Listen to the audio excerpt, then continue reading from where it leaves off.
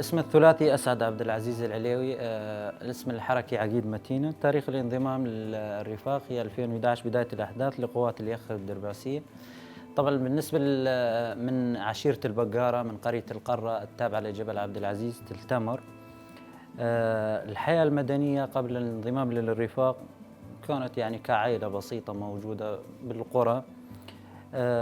كنت أدرس، طبعا درست للبكالوريا. بعد البكالوريا طلعنا جامعة. من الأحوال والأوضاع المعيشة وبداية الأحداث والتوتر اللي صار بالمنطقة ما قدرت أكمل.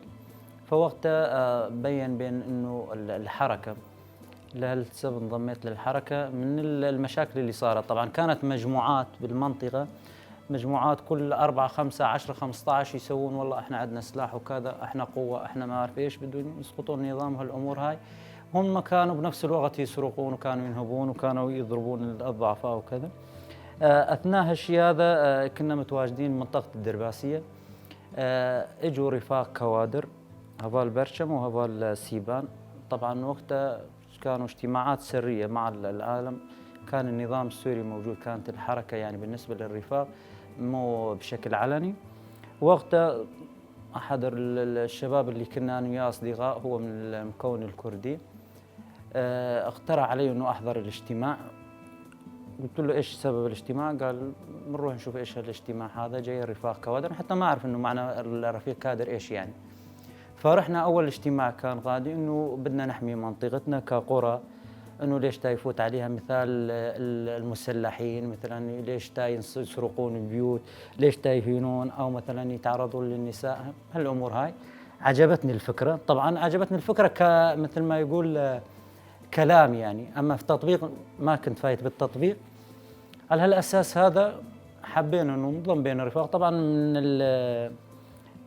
بالمجتمع الكردي كنت تقريبا بالمنطقه هنيك اول واحد عربي انضميت بيناتهم، بس ما كان هالفرق موجود، كونه احنا مثل ما يقول من الله خلقنا مع بعض، موجودين عرب وكراد ونسابه ونروح ونجي على بعض وعايشين مع بعض. المهم شكلنا 4 5 رفاق، انه نناوب كقرى يعني. كل يوم المساء نطالع كراسي قدام القرية على الطرق اللي تيجي على القرية، ونقعد السيارات اللي تيجي نشوفها منين، ناخذ هواياهم على اي اساس جايين، بدك تفوت، وين رايح، وين جاي. طبعا اثناء الشيء هذا احنا كنا فلاليح، يعني فلاليح نشتغل بالاراضي وكذا، موجودين بالمنطقة. بعد هيك شوي شوي صارت المواضيع تكبر، يعني صار هاي المسميات الجيش الحر واحفاد الرسول وما اعرف احرار قويران وما اعرف صارت مسميات كثيره يعني. بنفس الوقت يعني صار مجبور يشيل سلاح، انسان ما يشيل سلاح يحمي حاله مشكله. فصرنا نناوب كل 3 ايام بالمناوبه و3 ايام بالبيت. بعدها بدايه اخر 2011 النظام السوري طلع من المنطقة، صار يسحب من قوات من الدرباسية من المناطق الحدودية. رحنا على مخفر السيقر، هو كان متواجد به شرطة، طلعوا من هناك واحنا مسكنا المكان وسوينا حاجز. طبعا كنا نناوب على القرى، يعني سووا دور على القرى، كل قرية يناوبون 3 أيام، كل 3 4 قرى مع بعض مجتمعين مشان العدد، مشان نوبات الحرس. وكنا نروح نطلع حرس بالليل وبالنهار، ما نخلي حدا اللي قريب من المنطقة ما نخلي يفوت إلا نشوف سبب فوته، منو يفوت لعند مين، يجي الصاحب اللي بده يفوت لعنده شغله إيش. ظلينا على هالأساس هذا بداية 2011. طبعا بمسمى قوات اليخكة، هي الوحدات الحماية الكردية، يعني كحماية للقرى والمناطق، ما كانوا انه في مثلا حركة كبيرة بالمنطقة. بعدها صاروا الرفاق الكوادر يجوا على المنطقة، وصار مثل ما يقول بشكل علني للحماية الموجودة. على هالأساس هذا صرنا نبلش نوسع عن طريق انه نبلش اجتماعات، نروح على القرى، نجتمع مع المدنيين مع العالم، انه بدنا نكون يد وحدة، بدنا ننضم مع بعض، بدنا نوقف على حاجز، بدنا نشيل سلاح، بدنا نحمي منطقتنا. يعني هيك صارت الأمور شوي شوي العالم تقبلها، كونه إنه بدك تحمي منطقتك، إذا ما اشتغلت بهالأساس هذا ما راح تحمي منطقتك، ما حدا يعني. على مبدأ إنه المشكلة اليوم إذا تكون عند جارك بكرة بدها تكون عندك. على هالأساس هذا مثل ما يقول بلشنا بالحركة. بعدها يعني مثل ما يقول صار عندنا شوي تأسيس عن طريق الاجتماعات، عن طريق شوي شوي صاروا يخبرون الرفاق الكوادر أنه هاي الحركة هي حركة تهدف لحماية هالمنطقة. شوي شوي صار في تقبل بالمنطقة، الأهالي تقبلوا الموضوع، يعني صارت الكبار بالعمر والصغار كلها مع بعض، بنات شباب، كل واحد يحمي منطقته.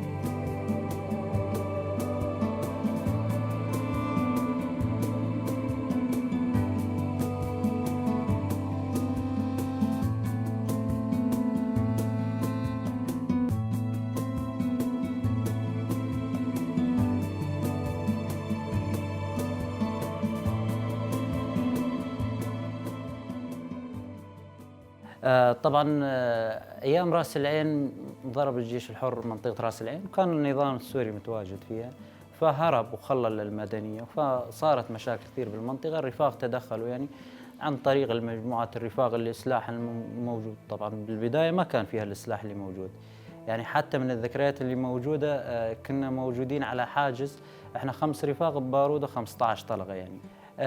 شاركنا يعني طلعنا الأهالي من الضرب اللي هنيك المشاكل كذا، كانوا الجيش الحر بأطراف مدينة راس العين، وإجت على المناطق الدرباسية وهالمناطق أبو راسين تلتم. بعدها كمان طلع النظام اللي كان الجيش السوري المتواجد في تل بيدر طلع من هنيك، فمسكنا مكانهم هنيك وحمينا هالمنطقة. صارت الحركة بشكل علني، وبنفس الوقت الإمكانيات صارت شوي توفر، يعني مو مثل أول بداية الأحداث.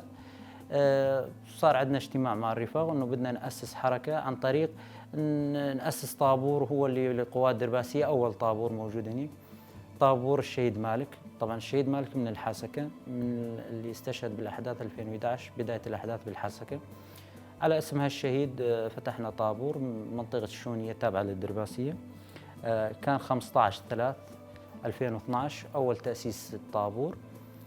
بعدها ظلينا بالطابور نداوم بتل بيدر، نداوم بالسيقر، نروح على أبو راسية ونرجع 3 أيام يعني ما كان شيء رسمي، يعني حتى اللباس ما كان موجود، سلاح نوبشيا نسلم لبعض.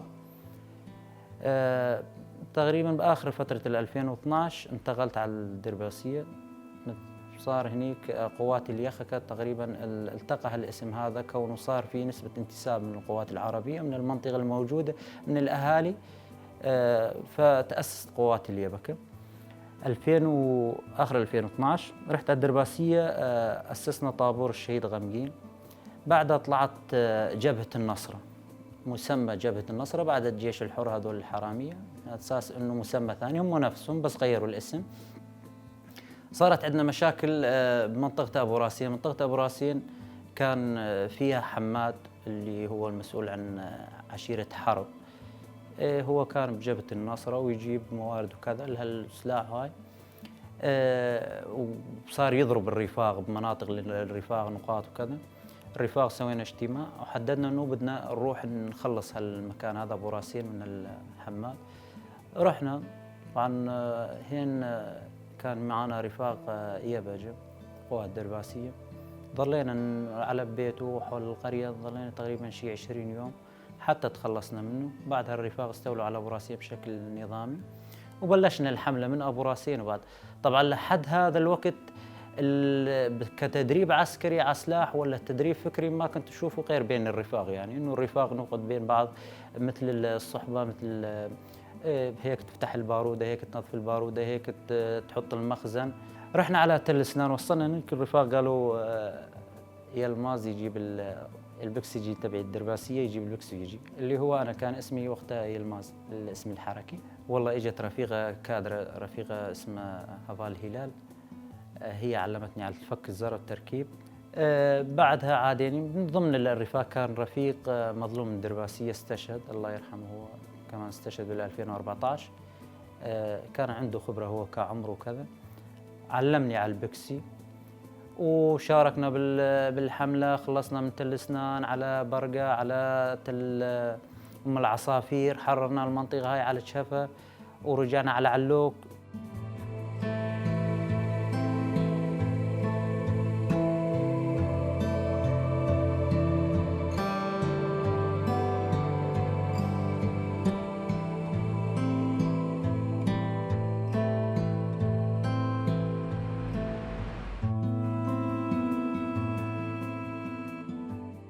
كمجتمع عربي، كإنسان عربي، الحياة اللي تأسست علينا بالنسبة لنا يعني الصراحة، يعني كان عندنا إنه نعرف المرأة، بالنسبة للمرأة هي الموجودة بالمطبخ أو أم أو أخت، غير ما فيها الشيء هذا، يعني ما كان عندنا إنه والله مشاركة من المرأة، أو إنه المرأة اليوم توقف تشيل سلاح معانا ولا توقف بشغل وكذا، يعني ما كان هالشيء هذا موجود. صراحة أنا تفاجأت وقت رحنا أول هاي حملة على تل أسنان. طبعا اثناء توجهنا لهنيك الرفاق قالوا جيب البكسي وتروح مع رفاق اليبجه، كانت مسؤوله عنهم هفال هلال. فرحت معهم، حتى خبرت الشباب انه انا استحي، شلون بدي اروح مع الرفيقات، شلون بدي اعيش معهم، شلون بدي اكل، بدي اشرب، بدي اغسل، يعني ما هذا اللي كنت افكر فيه يعني. طبعا ابناء الرفاق خبرونا مشان نروح على حمله تحرير، كان فايت جبهه النصره وجيش الحر بدايه على المناطق اللي كانت قريبه من تل تمر، وبين تل تمر وراس العين. فتفاجأت انه اثناء الحمله كانوا الرفاق بدهم يقسمون الرفاق، يعني كل قوه بدها تروح مثلا 10 15 مجموعه يروحون مع بعض مشان يكمشون قريه. فواحد من الرفاق هفال باوز هو اللي كان مسؤول عنه، بس نعرف انه برفاق يبجه ما كنت متخالط معه. فجيت انه رفاق المراه هن اللي قوات اليبجه، انه مسؤوله عليهم الرفيقه هلال، هي اللي مسؤوله عن القوات. حتى انا ما كنت يعني ماخذ تدريب عسكري على السلاح، يعني كنت بس بعرف انه اضرب بالنسبه للبكسي. فوقت نزلنا البكسي كان للجيش الحر سيارة تروح تجي، ما كنت بدي اغير الزرد تبع البكسي، ما كانوا الشباب عندي ما يعرفون. الصراحه تفاجأت انه هفال هلال هي الرفيق الكادر اجت لعندي، قالت هفال ليش ما تغير الزرد، ليش ما تضرب طلق؟ قلت لها والله هفال انا ما اعرف. فقامت علمتني، قالت هفال تفتح الزرد هيك ما تغلبه مشان ما يعلق الزرد، وهيك اذا علق تشيل الطلقه. ايه هي علمتني عليه، وحطيت زرد وصرنا نضرب على الجيش الحر. باليوم الثاني طبعا احنا وصلنا العصر، اليوم الثاني اجوا الرفاق خبروني انه هفال هلال تقول خلي البكسي هني، ورفيقه بن مرأة تكون مكانه على البكسي مناوبه، وهو يجي مشان ياكل ويغير لباس وكذا. يعني انا كنت شلون بدي اتعايش مع الرفيقات يعني. فنزلت جوا لقيتهم الرفيقات مسوين اكل طبعا، وبنفس الوقت يعني رفاق كوادر ورفاق حراميه يعني اولاد المنطقه، والله مسوين اكل. صاحت لي الرفيقه فتت بيناتهم، كنت خجلان يعني من الموضوع انه شلون بين الرفاق المراه وكذا. اكلنا وقالت الرفاق غير لباسك، جابت لي لباس، وقالت روح اجيب بكسيه خلي الرفاق يناوبون ياخذون البواريد مشان ننظف السلاح. جبنا السلاح ونظفت معي الرفيقه. ظلينا 14 يوم موجودين بالحمله، وكنت مع الرفاق المراه. كانت تجربه جيده بالنسبه لي، يعني انه تحول من عادات وتقاليد والتزام وكذا، لا انه وجود رفاق المراه معي كحمل سلاح وكنوبات حرس وكتعايش وكتعامل، يعني في فرق كثير. بعدها رجعنا على قوات درباسيه، على الدرباسيه ظلينا فترة، وبعدها كملنا. الرفاق قرروا يمشطون المنطقة، أخذنا المناجير طبعا بنفس اليوم. من المناجير طلعنا على أم العصافير، على بعدها طلعنا على علوك، والخط هذا كامل أخذنا. ورجعت على الدرباسية. وقتها الرفاق صار إمكانية تدريب، بعثوني على دورة أوبراسيون مدة 3 شهور. طبعا رحت تعلمت بها على سلاح، على جميع السلاح المتوسط والخفيف والسلاح الثقيل، الامكانيات اللي كانت موجوده. بعدها عاد صار عندنا اتساع مثل ما يقول، الامكانيات صارت موجوده، ما مثل الاول ذخيره ما كان موجود سلاح، ما كان موجود سلاح قديم. هالامور هاي كلها صارت في تحرك، يعني شوي الرفاق صار عندنا. بعدها 2013 آخر 2013 صارت حملة مبروك تل خنزير. رحنا بقوات درباسية، رحنا جروب هناك، كان معنا جروب عامودة، جروب أبو راسين، تل تمر، قامشلي. رحنا شاركنا، خبرونا، وصلنا على راس العين. من راس العين بالليل رفتنا الساعة 4 على تل خنزير. طبعا كان جبهة النصر، اشتبكنا معهم تقريبا، ظلينا للساعة 1 الظهر. الساعة 1 أخذنا تل خنزير، صار تجمع للرفاق هنيك، ظلينا بيها شي 10 أيام. بعدها الرفاق خبرونا إنه اللي عنده وضع، اللي عنده موضوع عائلي، اللي عنده مشاكل كذا، يقدر يرجع على الدرباسية، واللي متفضي أو يكون عنده إمكانية يبقى بالجبهة يبقى بالجبهة. يعني باسم كل منطقة يكونون جروب موجودين هنيك مشاركين بالجبهة. من ضمن هالرفاق أنا ظليت هنيك، كان مسؤول عن رفيق نومان. ظلينا بفريسة فترة، بعد فريسة رجعنا على مبروكة، حررنا مبروكة والمناطق، رجعت على الدرباسية. هين بداية 2014 صارت مشاكل تل تمر. هم أنا من منطقة تل تمر، وبعد تل تمر أما كنت متواجد بالدرباسية فانضمامي للقوات الدرباسية. فالرفاق كوني من تل تمر قدموني يعني، وأنا خبرت الرفاق إنه من المنطقة بعرف المنطقة، فشاركنا بتل تمر. وشاركنا بتل تمر، ظلت تل تمر المشاكل 3 شهور. طبعا كان الخابور بس بين الرفاق وبين جبهة النصرة. تحررنا المنطقة ومسكنا الحدود اللي صارت مثل جبهتنا تل تمر. رجعنا على القوات الدرباسية. هين صار نزل قوة جديدة، القوة الجديدة نفسها هي بس غيروا الاسم، قوة داعش. صارت بداية داعش، ظهور داعش وأعلام سود، وأنه جاي باسم الإسلام، وأنه هاي قوة جديدة، وأنه المنطقة وتحرير، ومصلين الفكر أنه إحنا كقوات أنه إحنا خنازير، وأنه كفرة، وأنه كذا. صارت ظلينا 3 شهور بتل تمر مقاومين بالنسبة لهالموضوع هذا. رجعنا على قوات درباسية، ضرب منطقة جزعة تل حميس. فالرفاق خبرونا انه في المنطقه بالقامشلي قبلها قوات القامشلي ساعدونا بتل تمر وبراسين الدرباسيه براس العين، فواجبنا يعني انه نروح نساعدهم. فرحنا 20 رفيق من قوات الدرباسيه، رحنا على جزعة على تل حميس. كنت متواجد بتل حميس، ظلينا هنيك تقريبا شي 20 يوم. حررنا هالمنطقتين ورجعنا هالقوات هذه، صار خط تماس بيننا وبينهم، اما هم بحد واحنا بحد. ورجعنا على الدرباسيه. اخر 2014 الرفاق قرروا يمشطون المنطقه لتحرير جبل عبد العزيز، منطقه العاليه. وكونه ابن المنطقة يعني شاركت مع الرفاق هون. الرفاق العرب صار وجود عدد كبير، يعني شوي شوي يشوفون انه هذا عربي.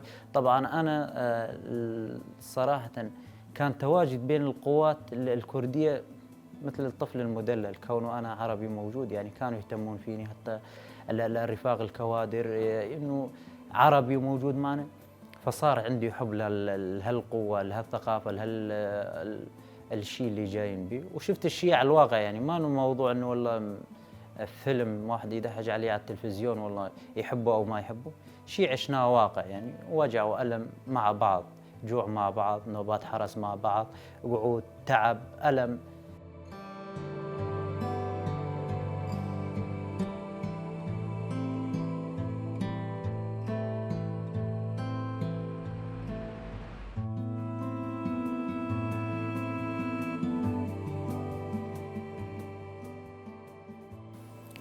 وقتها أنا كنت عند الرفاق بالنافن، ظلينا لحد آخر 2014 بداية 2015.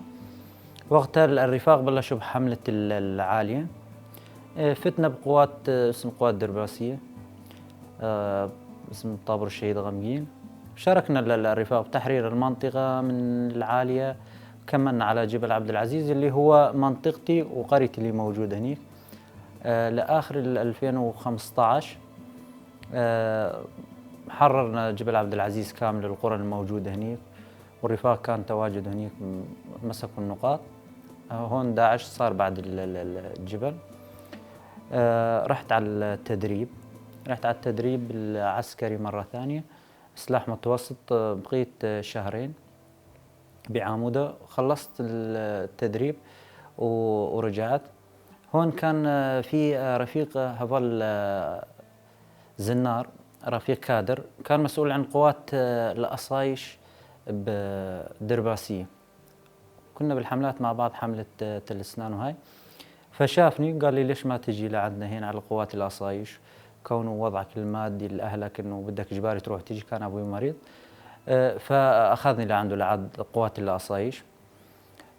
كنا متواجدين بالعالية نقاطنا وبالحاجز القرة. وقتها صارت حملة الهول باسم قوات الأصايش.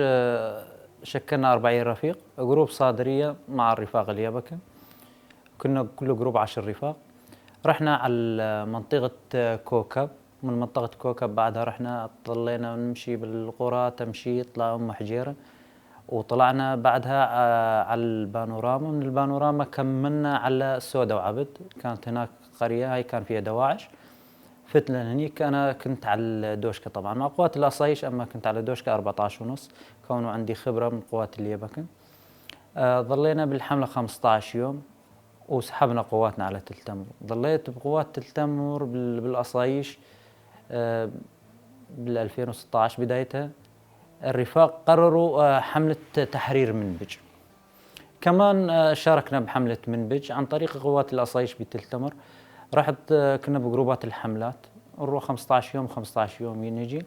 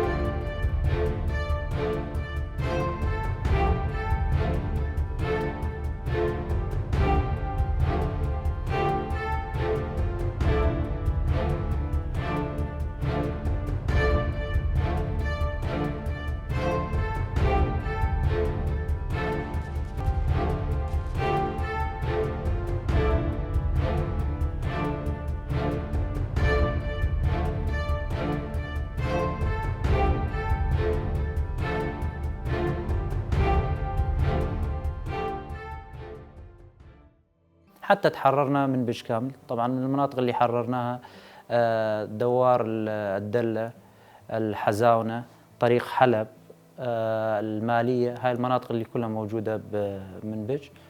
حرر المنطقة كامل قادي. صار وقتها الرفاق تشكيل قوات عسكرية موجودة هناك عن طريق شمس الشمال ورفاق الأصايش موجودين هناك. رجعنا خلصنا الحملة، كملنا 6 شهور إنه أروح دورة الضباط. فرحت بال 2017 دورة الضباط الأولى اللي كانت هي برميلان، رحت 4 شهور دورة عسكرية وسياسية. خلصت دورة الضباط. بعد دورة الضباط جيت استلمت البوليس المدني. هذا كانت فرع أمني جديد، يعني مسؤول عن الأمور الأمنية. ظلينا به 5 شهور. طبعا راح رفاق كثير ورفيقات كثيرين أثناء المعركة اللي صارت، أما يعني كمنطقة صغيرة قاومنا بما فيه الكفاية يعني. فرجعنا على تل تمر، شكلنا قوات عسكرية باسم راس العين. فكنت موجود هنيك. الرفاق قالوا توقف على فوج. بالبداية عملنا طابور باسم الشهيد عبد الوهاب. طبعا الشهيد عبد الوهاب كمان من أقاربي، هو من القرية اللي أنا موجود فيها. استشهد 21/6/2016 بالعالية، سيارة مفخخة. سوينا طابور باسمه. ظليت هنيك بالطابور بجبهة أم الكيف والدردارة وتل جمعة. ظليت 4 شهور. بعدين صار نظام التوقايات. هون الرفاق أعطوني قرى في توقا قوميتان. ظليت بالتوقاي مسؤول عن القوات اللي موجودة هنيك بالجبهة الشمالية. ظليت شي 4 شهور. وقتها الرفاق بعثوني على دورة، طبعا على طلبي انه بدي اروح، اني كونه راجع جديد من الاصايش، وانه الامور العسكريه صار عندي بعد 4 سنين عنها، غير نظام اليبك والاصايش يختلف عن بعض. فرحت على الدورة. رحت على الدورة ظليت 2 شهرين. خلصت الدورة. ظليت بقوات تل تمر من بدأ 2019 حتى تاريخ 18/8/2022. هو تاريخ إصابتي. طبعًا إصابتي كانت 18/8/2022. يومها يوم الإصابة العصر الساعة 16:00 طلعت كنت بدي أروح على الجبهة. فالرفاق عطونا تعليمات إنه الرفاق لازم ما يمشون فوق الأرض، لأنه الكشف كان يضرب. قبل بأسبوع ضرب رفيق علي شير واستشهد. فرحت لبلغ الرفاق، سويت لهم تكميلة إنه هذول ممنوع حدا يطلع فوق مشان الكشف. ما كنت شايف الكشف إنه طالع، فأجيت بالموتور بدي أفوت على النقطة. طبعًا بالحارة مدنية بالقيبش، يعني كان في متواجد مدنية بنفس الوقت وكذا، أما كان استهداف. فاللي حسيته وقف الموتور، ما ظل بيه بنزين، شغلت الموتور تا أشغل الموتور حسيت الموتور انفجر. وقت انفجر الموتور أنا ارتميت على الأرض، زحفت شوي تقريبا شي 30 متر هيك، صيحت على الرفاق نقطة ما هي بعيدة إني جابوا الرفاق السيارة. دحشت على مكان الإصابة، شفت الموتور كله منفجر بنوب، ما ظل منه شيء، شفت دخان وجورة صايرة. ما كنت أعرف إنه أنا إيش الإصابة، بس أحس إنه وجهي وجسمي كله ثقيل، بس كنت محروق كامل يعني. هاي الشيء اللي ذكره. شالوني الرفاق حطوني بالسيارة، طبعا حتى اللباس رايح كله. جابوني على مشفى التمر. حد الآن كنت يعني بتذكر من التمر سعفوني للرفاق باتجاه الحسكة، هين فقدت الوعي.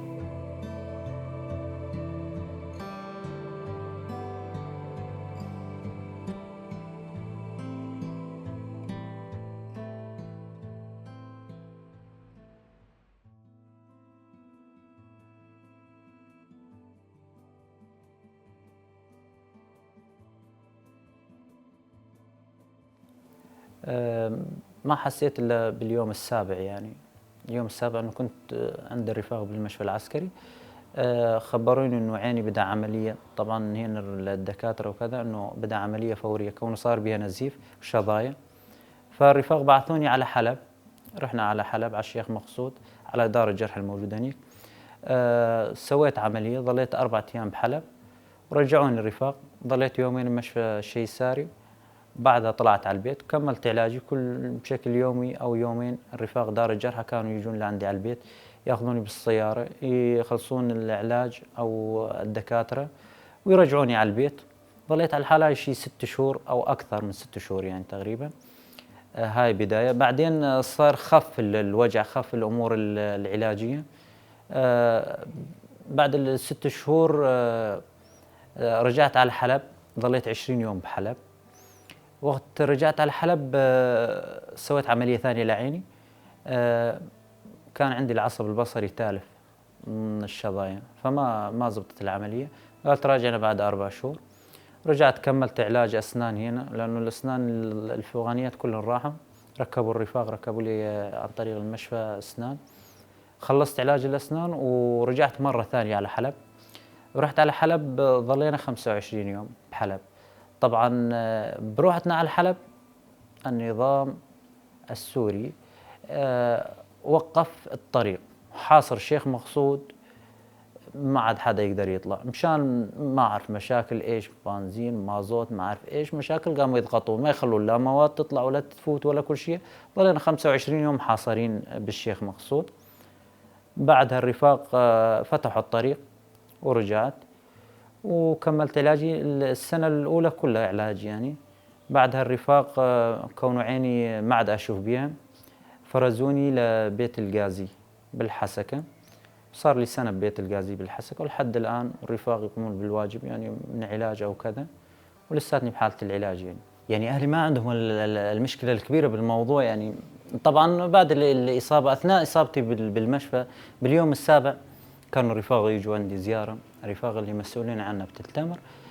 خبرت الرفاق انه اهلي ايش صار معهم، انه اهلي لهم خبر ما لهم خبر. قال احنا خبرناهم وبكره نجيبهم قبل ما تروح على حلب يشوفونك. طبعا كنا نستنى السيارة، اهلي تأخروا تاجوا. جاء ابوي وامي. انا كنت برا، كنت على الكرسي، هاي الشيء ذكره. ابوي وامي وقفوا فوقي ما شافوني، من الألم الحزن اللي موصل لهم إنه معقولة طيب أو ميت أو استشهد، إيش صار معاه كذا، ما كانوا يعرفون 7 أيام إنه أخبار إنه حي وبس. فأنا صحت لأمي قلت لها يدحجون علي ما يعرفوني، طبعا ممكن الحرق والدم وكان الشاش موجود علي. فشفتهم، هذا أول لقاء بعد الإصابة، شفتهم وقلت لهم هذا بالنسبة للأمر هذا احنا صدقا يعني خلال 10 سنين شيء بسيط يعني. هلا بالنسبة لي عين راحت، أما إذا تروح الروح كمان ما في مشكلة، لأنه اللي راحوا مني أحسن مني، راحوا قبلي استشهدوا أحسن مني. يعني أنا شو سويت يعني الشهيد كمال إيش قال؟ قال حطوا على قبري اكتبوا عبارة إنه أنا إيش سويت، هو استشهد، إيش سويت أنا لهالشعب. فالشيء اللي صار يعني ما نمانية ولا كذا، بس شيء بسيط يعني. اللي رايحين رجلين واثنين، اللي ما يقدر يمشي، اللي رايحات عيون اثنين. فأنا وضعي بخير بالنسبة للأمور هذه. وهالأمر أثر علي كثير يعني، إنه هم أنا بمشي على رجلي وكذا وعيوني وشوفين عيني يعني راحت مو مشكلة. أما قلبا وغالبا وجسدا وروحا بالنسبة للموضوع هذا أنا ما عندي مشكلة. إنه كنت أتمنى إنه كنت مستشهد يعني. مستشهد ليش؟ لا أعطي حق 1% بالنسبة لهالرفاق. في موضوع بدي أحكي فيه، إحنا قبل الأحداث يعني هذا إجا هلا، قبل الأحداث كنا مهمشين يعني إذا اسم أبويا ما يقولونه اسمه كامل، يقولونه يزقرون الاسم عندنا بمجتمعنا. بس صرت بين الرفاق صاروا يقولوا له أبو أسعد. صارت العالم تحترم، صارت تحترمني، صارت العالم بنشوفني مكان يوقفون يسلمون علي، كانوا شيخ عشيرة ولا كانوا مسؤول ولا كذا. الشيء الثاني اللي تعرفت عليه اللي وصلت له إنه ما بيفارق بين الرفاق يعني رفيق هرم ولا رفيق كادر ولا رفيق متطوع، اليوم كله منتسب، كله نفس الشيء.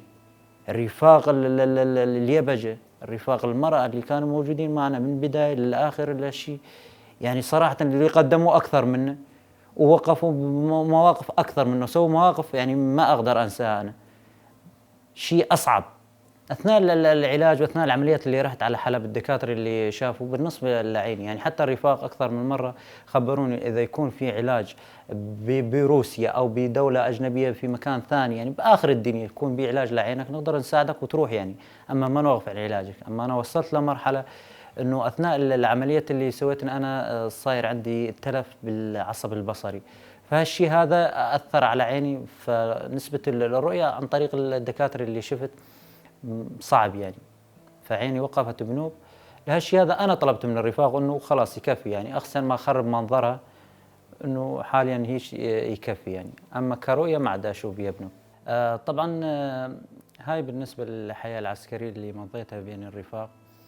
الشيء اللي بدي أقوله إنه بالنسبة للمصابين، بالنسبة لجرحى الحرب، بالنسبة للي ما تصاوبوا، إنه هالحركة هاي حركة إنسانية، وإنه تستاهل كل شيء، تستاهل الجسد، تستاهل إنه إنسان يضحي بحياته مشانه، لأنه وجودها بالمنطقة هو سبب حياتنا وسبب أمامنا. وبدي كمان أحكي مشان القائد. طبعا اللي ما حكينا عنه القائد قائد الإنسانية، قائد الفكر، الإنسان الإيديولوجي، الإنسان اللي ضحى بنفسه 40 عام من التضحية مع هالحركة، و20 سنة أو أكثر من 20 سنة بأربع حيطان في سبيل حرية المنطقة، في إيصال الحقيقة. ضحى بجسده، إنسان قدم كل شيء في سبيل إنه نوصل له اليوم هذا. وأقول ما لكم أيها الآتون مرتزقة لا تعرفون لماذا أنتم آتون، تدعون الإسلام أي إسلام أي دين، تقتلون تغتصبون وتنهبون وبعدها تهلهلون وتكبرون، ولكن من بعد اليوم لن تحزرون فنحن هنا موجودون، نحن رجال اليبكة يا أمة الشعوب عربا وكردا وسريان، اصحوا أيها النائمون فهنا أرض كردستان، أن كنتم أنتم داعش ومرتزقة أردوغان فنحن أحفاد عبد الله أوجلان. طبعا كلمة أخيرة أوجهها لرفاقنا الإعلاميين بشكل عام اللي ساعدوا واللي وجهوا واللي بنفس الوقت وصلوا صوت الحقيقة بكل المناطق ولكل الدول الأجنبية وللجوار. نشكرهم كثير الشكر على عملهم، وخاصة لرفاقنا عشاق الحرية بهالبرنامج اللي تفقدونا واللي سلطوا الضوء على حياة الرفاق بدرسيون الحرب.